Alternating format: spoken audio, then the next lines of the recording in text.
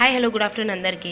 రేపటి నుంచి inter exams start అవుతున్నాయి. మీ ఇంటర్ ఎగ్జామ్స్ బాగా రాయాలి, మంచి మార్క్స్ రావాలి అంటే మీరు ఎలా రాయాలి, అంటే మీరు ఎక్కువ స్కోర్ చేయడానికి ఎక్కడుంది ఛాన్సెస్, మీరు మిస్టేక్స్ ఎక్కడ చేస్తున్నారు అనేది ఈరోజు వీడియోలో. మీరు ఎక్కువగా మిస్టేక్స్ చేస్తున్నది ఏంటిది అంటే ఎక్కువగా ఫియర్ అవుతున్నారు, అంటే ఎగ్జామ్ రేపు ఉంది అంటే ఎక్కువగా భయపడుతున్నారు. ఫస్ట్ మీరు ఈ ఇయర్ అంతా చదివారు కదా, మీకు ఎంత మాత్రం గుర్తుంటే ఆ గుర్తున్నదంతా రాయండి. అంటే మీ సార్ వాళ్ళు చెప్పినది లేదంటే మీరు చదివినవి ఉన్నాయి కదా, అవి ఎంత మాత్రం గుర్తుంటే అవే రాయండి. మీరు ఏదైనా కానీ కొత్త విషయం చదువుతున్నారంటే ఇప్పుడు రివిజన్ టైంలో ఆ కొత్త విషయం అవసరం లేదు. మీరు ఏవైతే చదివింటారో అవే పర్ఫెక్ట్గా చదువుకొని వెళ్ళి రాయండి. రివిజన్ అనేది main important point, key role play చేస్తుంది. మనం ఫెయిల్ అవ్వకుండా పాస్ అవ్వాలి అంటే మెయిన్గా మనం మన హ్యాండ్ రైటింగ్ను కూడా బాగా కరెక్ట్గా నీట్గా రాయాలి. మన స్పెల్లింగ్ మిస్టేక్స్ ఏమైనా ఉన్నాయంటే ఫస్ట్ మనం మెయిన్గా స్పెల్లింగ్ మిస్టేక్స్ కూడా లేకుండా రాయడానికి ట్రై చేస్తూ ఉండాలి.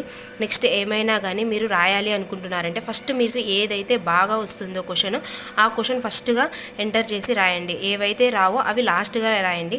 మెయిన్గా మనం చాయిస్ అనేది ఇంపార్టెంట్ కాదు రాయడం అనేది. ఏవైతే బాగా వస్తుంటాయో అవి నీట్గా రాయండి. ప్రెజెంటేషన్ అనేది ఎలా ప్రజెంట్ చేస్తే వాళ్ళు మార్క్స్ బాగా వేస్తారనేది చూసుకొని రాయండి. హ్యాండ్ రైటింగ్ అనేది డట్టీగా రాయొద్దండి.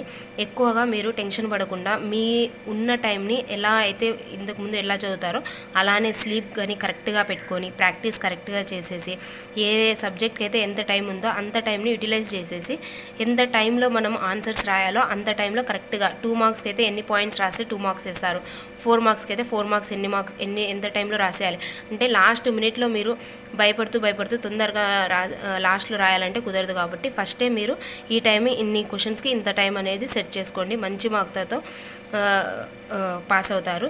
ఇంకొకటి ఎప్పుడు కూడా లాస్ట్ వరకు కూడా భయపడుతూ రాయొద్దండి. మీ మైండ్ అనేది ఫ్రెష్గా రిలీఫ్గా పెట్టుకొని నాకు వచ్చింది నేను రాస్తాను అని మొదలుపెట్టండి. Thank you.